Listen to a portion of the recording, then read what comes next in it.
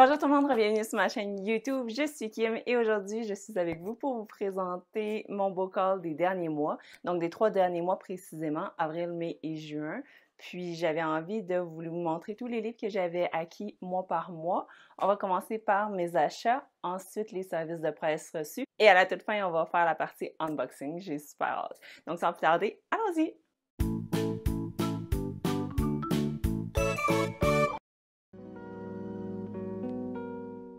Alors, en avril, j'ai fait une petite commande sur Indigo en ligne, 2 livres. Le premier, c'est La bibliothèque de minuit par Matt Haig. Habituellement, j'aime ça lire les versions originales. Celle-ci était en anglais, mais j'ai pas pu résister à la couverture de la version francophone qui est sortie au début de l'année, je pense cette année. Puis je la voyais partout, puis je la trouvais super jolie et il me la fallait.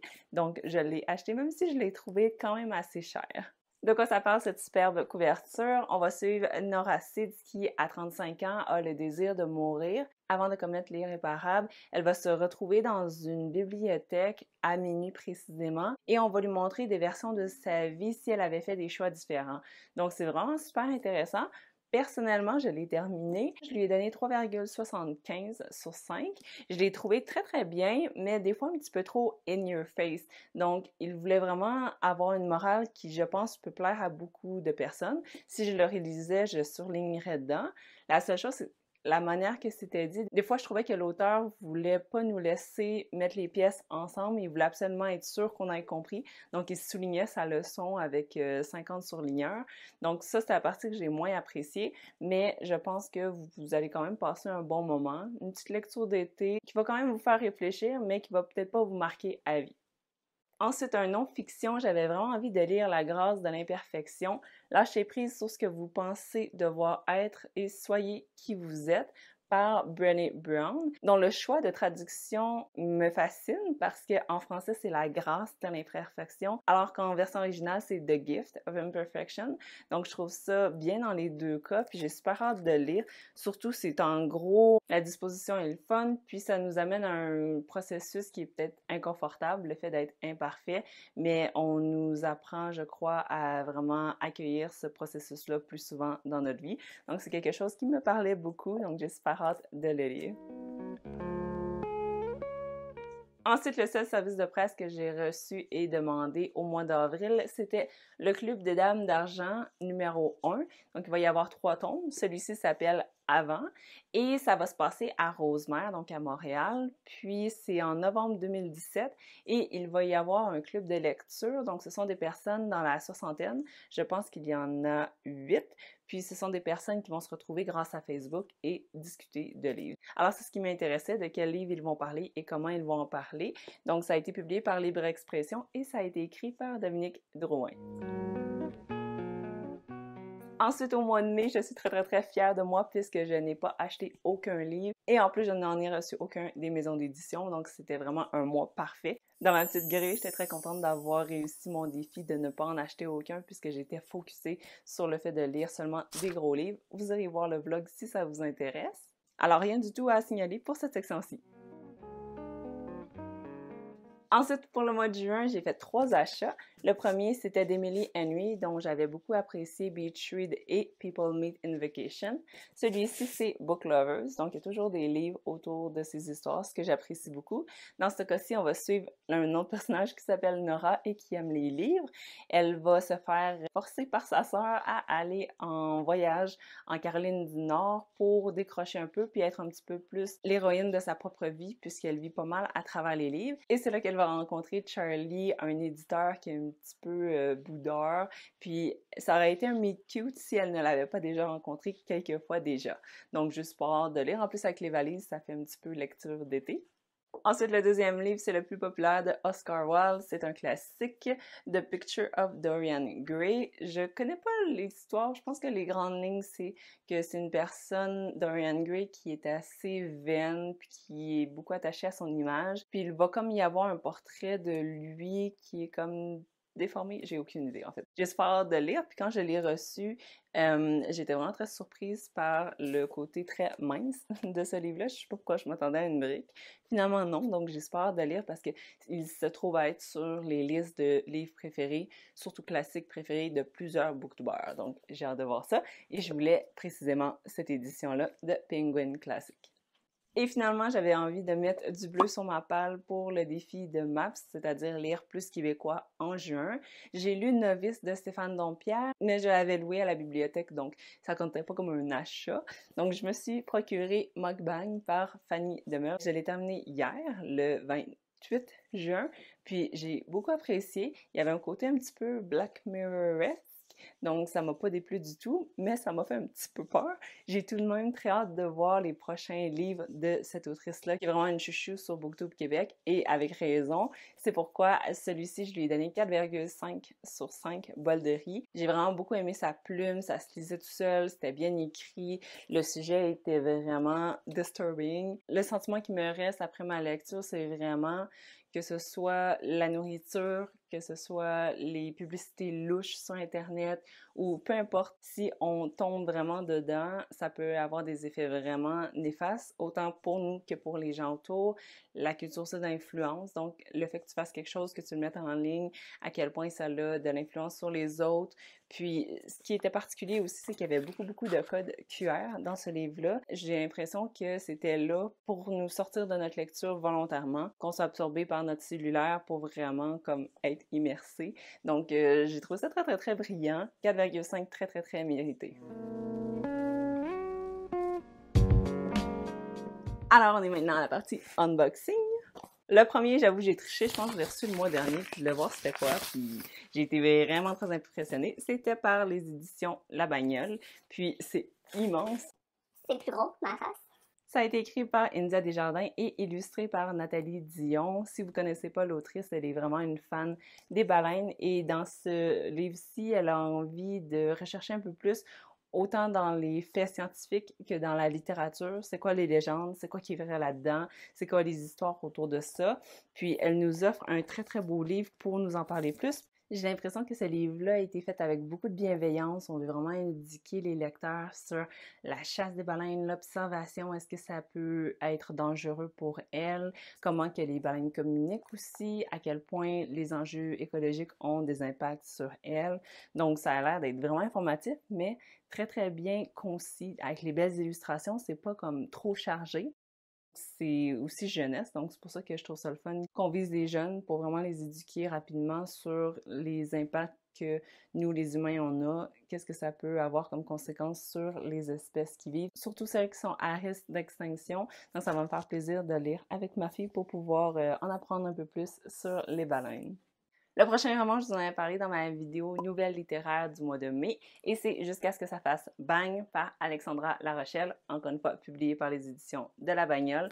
Puis je trouvais que c'est un sujet vraiment intéressant parce qu'on raconte l'histoire de Maëlia, qui est vraiment en amour par-dessus la tête avec son chum, je sais pas si son nom est mentionné, Oli. Puis c'est ça, lorsqu'elle va devoir déménager pour le cégep, elle va se rendre compte que ce gars-là est peut-être pas aussi intéressé à elle qu'elle le pensait. Puis ça va aborder tout le sujet des relations toxiques, ce que je trouvais vraiment intéressant du point de vue jeunesse, donc que ça s'adresse à un public qui va être plus jeune adulte, et j'ai entendu dire que cette histoire-là fesse. Donc j'ai super hâte de la lire, ça va être sur ma liste très bientôt. On va garder la boîte pour la fin. On va ouvrir pour l'instant le colis que j'ai reçu ce matin même, donc le 28 juin, 29. On est rendu le 29. Donc, je sens que les deux livres sont ici, donc je vais essayer de faire ça doucement et de manière sécuritaire. Donc le premier, c'est Les Sirènes de Malibu par Taylor Jenkins Reid. C'est un livre que je vois vraiment partout ces temps-ci et je pense qu'il y a une adaptation qui est sur le point de s'en venir.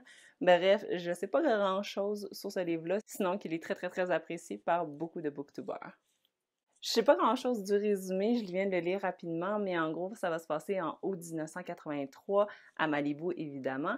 Puis, il va y avoir une famille riche et célèbre qui organise un événement annuel qui est très attendu, qui est un party pour célébrer la fin de l'été. Les personnages principaux incarnent le rêve américain puisqu'ils sont jeunes, beaux, talentueux, ils ont le monde à leurs pieds et à la fin de la soirée, ce que ça dit, c'est que le passé va les rattraper. Donc, selon ce que j'avais entendu comme critique, c'est qu'il ressemblait beaucoup à We Are Liars, l'histoire, parce qu'il y a des secrets, des non-dits, puis ça va tout éclater à la fin. Ce n'est pas la version originale, puisqu'elle a été traduite, mais j'ai fait vraiment confiance aux éditions Saint-Jean parce que j'ai lu quelques-unes de leurs traductions et c'était très très bien fait.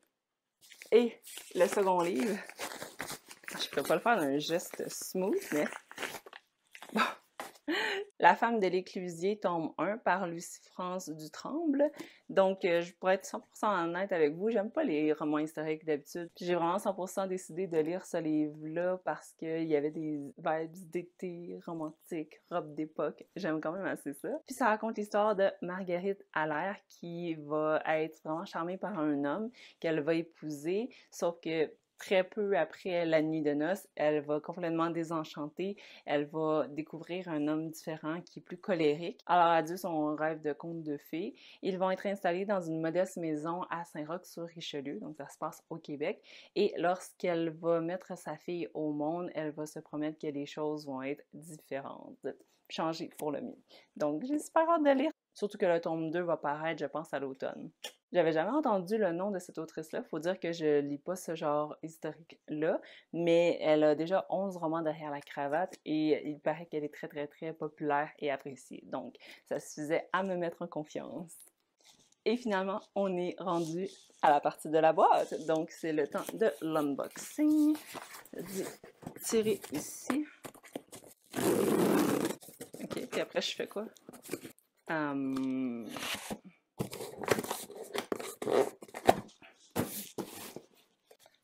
Voilà les 4 livres que je me suis procurés au mois de juin également parce que j'ai découvert qu'est-ce que c'était l'énéagramme. Ça va être une vidéo qui va paraître très bientôt en collaboration avec d'autres booktubers. Mais en gros, pour l'expliquer en 2 secondes, c'est 9 types de personnalités, mais c'est pas axé sur vraiment les traits qu'une personne a, mais c'est vraiment plus sur ses motivations de faire les choses. Donc, 2 personnes de 2 types différents peuvent faire la même action, mais les raisons derrière lesquelles elles font ces gestes-là sont pas du tout pareilles. Donc, ça nous en apprend un peu plus sur qui qu'on est. Et c'est aussi un outil qui est utilisé pour régler des blessures du passé, mais aussi vraiment tout ce qui est croissance personnelle. Alors, c'est pourquoi je ne vais pas faire de résumé précis parce que je ne les ai pas encore lus, puis c'est comme un gros concept que je vais vraiment expliquer plus en détail dans d'autres vidéos, mais je peux vous les présenter. Le premier, c'est Take Care of Your Type par Christina S. Wilcox. Celui-là, en fait, je suis en train de l'écouter en livre audio. Je suis rendue au chapitre 10 sur 14 et c'est 100% accurate, je l'aime vraiment beaucoup. Le deuxième, c'est The Enneagram and You. Donc, ça se concentre vraiment sur comment les types interagissent avec les autres. Et le dernier sur le sujet, c'est de Anna Pash et c'est Millenniagram, The Enneagram Guide for Discovering Your Truest, Baddest Self. Mais le fun, il est comme shiny. Celui-là, j'ai eu envie de lire parce que j'avais vu que Books and Lala l'avait beaucoup apprécié. Elle disait que l'autrice avait comme renommé un peu les types, puis elle les explique en détail. Elle ne suit pas le 1 à 9 précisément. Donc, j'avais hâte de voir dans quelle direction ça allait et ce que ça pouvait nous apprendre sur les types. Alors, dès que j'ai terminé de lire ces 3 livres-là, c'est sûr que je vous fais une vidéo sur les livres d'énéagramme précisément. Pas juste dans la fiction, mais précisément sur c'est quoi l'énéagramme.